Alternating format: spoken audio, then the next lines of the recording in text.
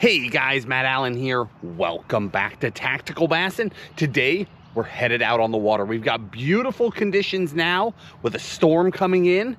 It should be a really good day.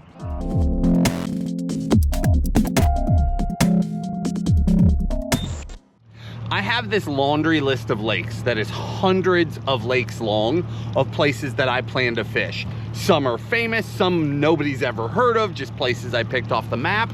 I don't think most people realize that the vast majority of fishing videos you watch Tim and I do are on brand new lakes, places we've never been until that day, because we're constantly exploring, looking for those hidden gems. So this lake that we're on today has been on my list for years. It's a nothing lake, it's just one that I wanted to go check. It's all swampy, it's beautiful. So I've driven down to try this place out for one day. Now here's the bummer, we have got rough weather coming. It is slick calm right now, it's beautiful. In about 3-4 hours, we're slated for 25-mile-an-hour wind, blowing to 40 with heavy rain coming in. That's seriously going to limit what we can do on this lake. I suspect we're gonna be restricted to more of the backwatery stuff just by the size of the waves, and that's okay. Fish right now, for the most part, are completely post-spawn. I mean, there might be some spawners, what do I know? But in my head, they're going to be post-spawn. There should still be some shallow fish eating bluegill and the other sunfish. So that's what I'm going to spend my time targeting today. Not really out on the main water, getting beat to death by those big waves unless we have to. That's just the cards we were dealt today. So that's what we're going to go with, and we'll just adapt from there. I really don't know what to expect this morning. So I tied on top water. We've got a popper and a frog, a chatterbait, a swim jig, a bomba, a senko. That's the gist of it, and a jig. Just so we could adapt to whatever these backwaters show us. I made the backwater judgment call in the hotel last night while I was looking at the conditions for today. But again, I don't know what's coming. We're gonna start with the popper and just see what these fish think, and we'll go from there. So we started out slinging around a popper and a bomba.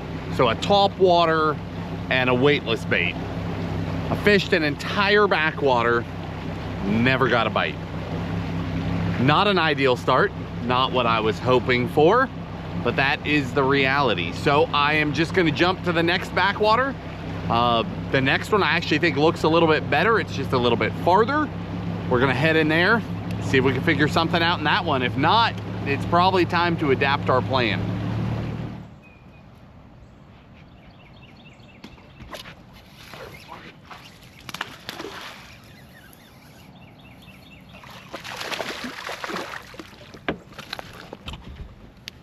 All right, he's not the biggest bass ever, but look at this, he choked that frog. Frogfish is a fun way to start. I was starting to get a little nervous, not getting bit the ways I was expecting, but that one says we might be on track after all.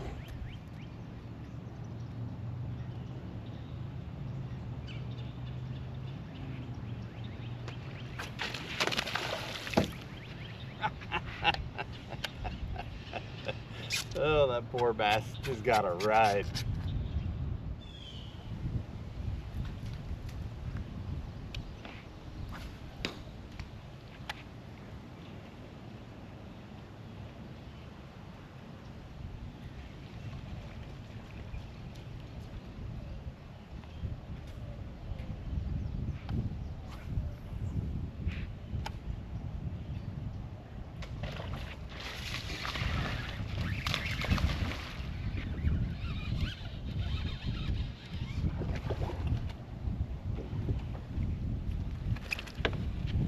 Got him.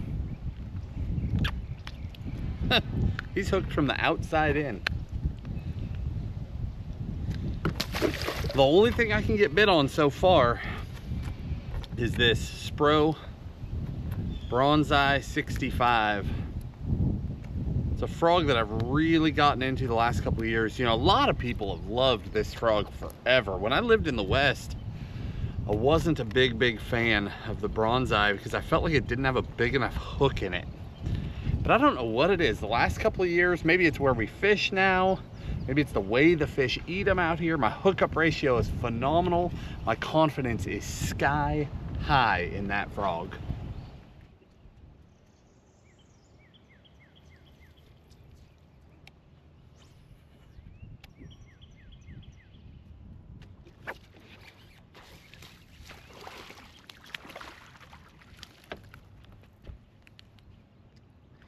Gotcha, little buddy.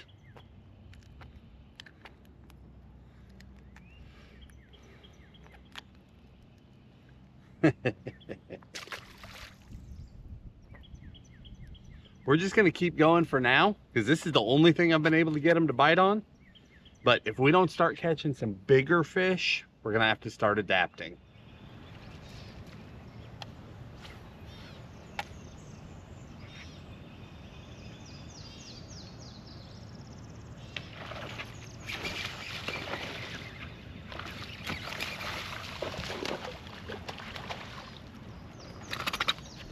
Man, that's fun.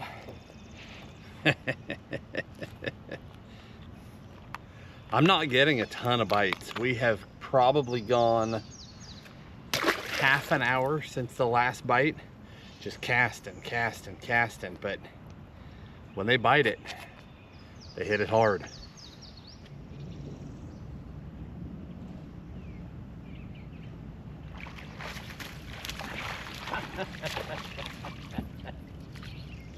That was a pickerel. A pickerel on the swim jig.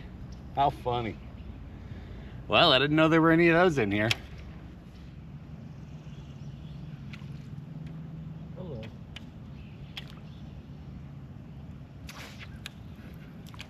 Look at this guy.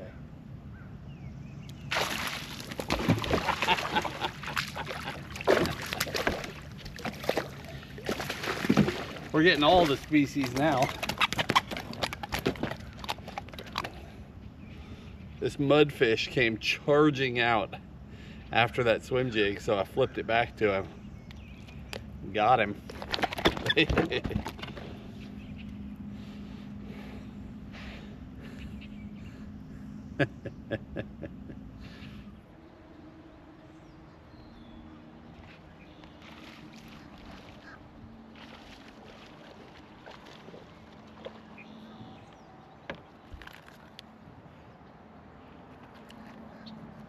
There's one on the senko.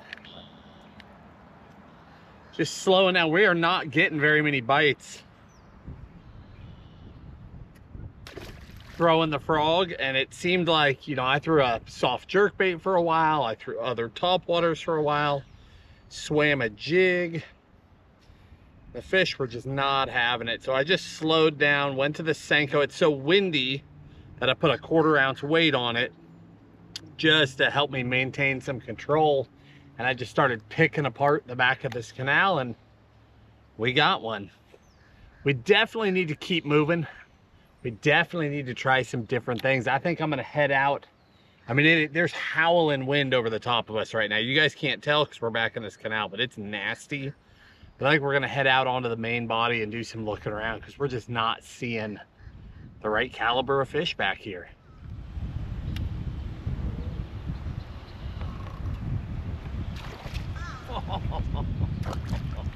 Lost him.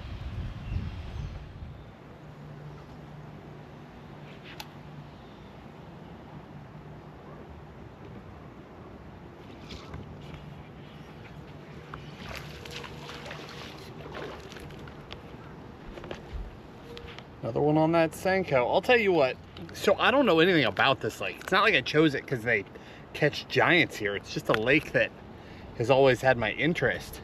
I'm starting to wonder if the average size fish in this lake is actually pretty small, because that's what we're running into. But we need to try more patterns before we know for sure.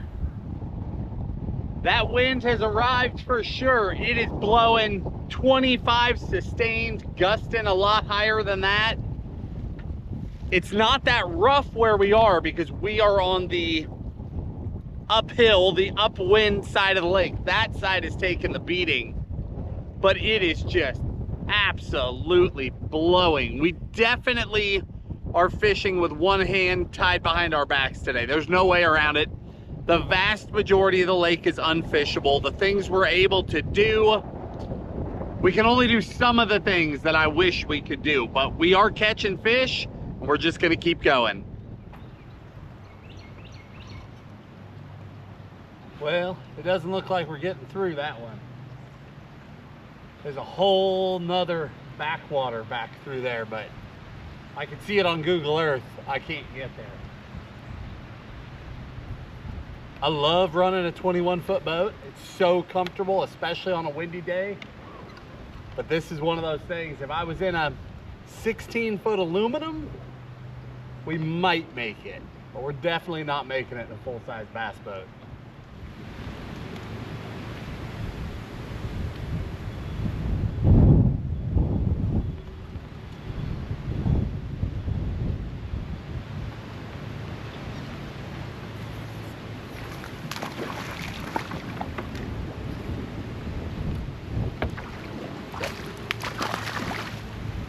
Gotcha.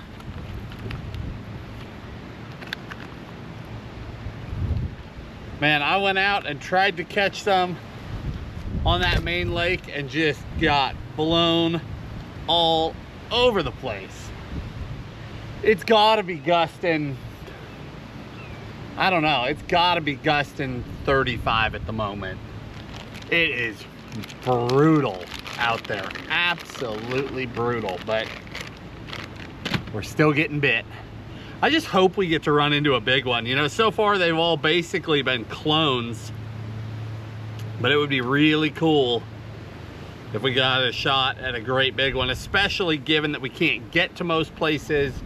We can't do a lot of the techniques to fish effectively, but we have adapted and it's working.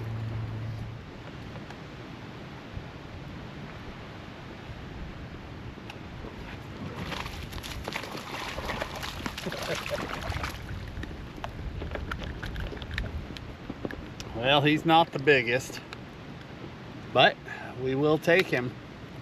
That was another one, just flipping that lightweight senko rig into that shallow cover. The rain has really held off and broken up to this point. I mean, we've gotten 2.5, 3 more hours than I thought we were going to get, but it is definitely coming in on us now. I just had a big clap of thunder, so we might wrap it up. I'm keeping an eye on it. We might wrap it up. We might keep going. We'll just see what it does, but I definitely think we're running out of time now.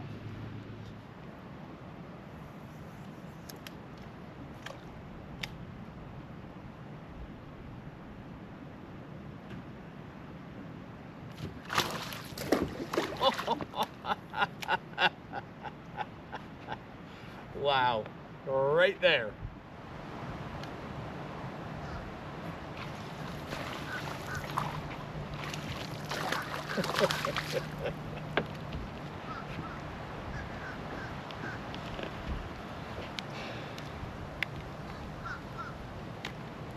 Just a little guy. Oh. Got it. Is that a bluegill? I switched over to the popper. Oh, check that out. It's like the world's biggest bluegill. Good grief. That's the Megabass Pop Max.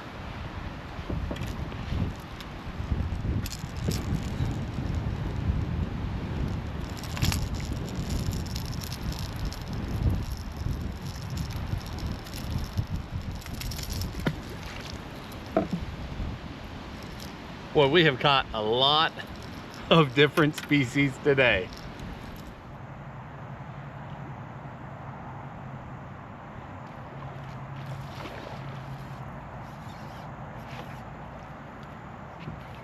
Everything about this spot said popper. Everything. Nice little guy on the Pop Max. See this slick calm back here? Everything is still. Everything is glassy. Those conditions, a popper can call a fish so far you can make a lot of commotion without going anywhere. So, you know, a bait like a buzzbait would run out of there so quick. One really has to be aggressive. But in this calm stuff with a popper, bloop, bloop, bloop, let it sit there. Bloop, let it sit. And if they don't want it, the beauty of a Pop Max is it'll actually walk the dog like a normal topwater too. So you can walk the dog at the end back to the boat and try to get more of a reaction strike. All right, guys, it's time to wrap this one up. We've got some nasty thunderheads just over the hill here headed this direction. I was really hoping that we would get a shot at a big one. You know, I didn't know whether or not that was a thing, but I was hoping for a shot. It never came. We fished pretty clean today. I missed a couple of frogfish, dropped a couple of senko fish, but I saw those fish. None of them were any bigger than the ones that we caught. So I don't feel like we blew an opportunity today. I just felt like it never came. And sometimes that's just the way it is when you're out exploring. I still had a blast, still caught a lot of fish, got a lot of bites. I mean, considering just how downright brutal the weather is today, the fact that 90% of the lake is essentially off limits to us without just taking an absolute beating. I mean, there is a lot of advantage to going and fishing the windy side, but the rollers are so enormous. I deemed it not worth it today. Instead, we hid, we took the easy way out, and we caught a bunch of fish.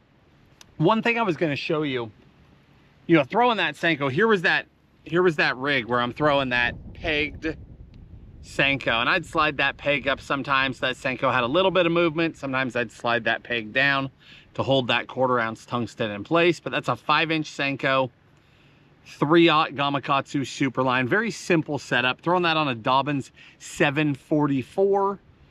Just a great all-around combo. This color though, so the water I'm in today is very swampy. You probably got that. But what I mean by that is that it's fairly clear. It's just very dark black water. There's probably 4 feet of visibility. It wouldn't surprise me, but it's so black, it's really hard to see down through it. A lot of times in those situations, people will turn to a black blue in terms of the color of the bait. I find if it really is clear and tannic like that, that I do better with some of those more neutral dark tones. So this is gooseberry laminate, which is a color that I have a lot of confidence in. You guys know how much I like Junebug. This is not that far off from a Junebug. One side is Junebug, the other side is a little bit brighter. But those fish really honed in on that color today. And then the frog, throwing that Spro Bronzeye 65. That's the killer gill color, and that was the only color I could get bit on today. For whatever reason, that was the one that they wanted. But you know, X-Pride 7.3 extra heavy metanium, 65-pound max quattro, so I can smash that hook set. The gear is key when you're in this thick stuff, not when the fish are the size they were today. But again, we're fishing through those fish, hoping that that monster bite comes along, because it can happen at any time. We want to make sure we're geared up. Ooh, make sure we're geared up for that big bite when it happens. All right, guys, before that gets here, I need to bail out. Hopefully you enjoyed coming along. If you did, hit that like button, subscribe to the channel, and we'll talk to you soon.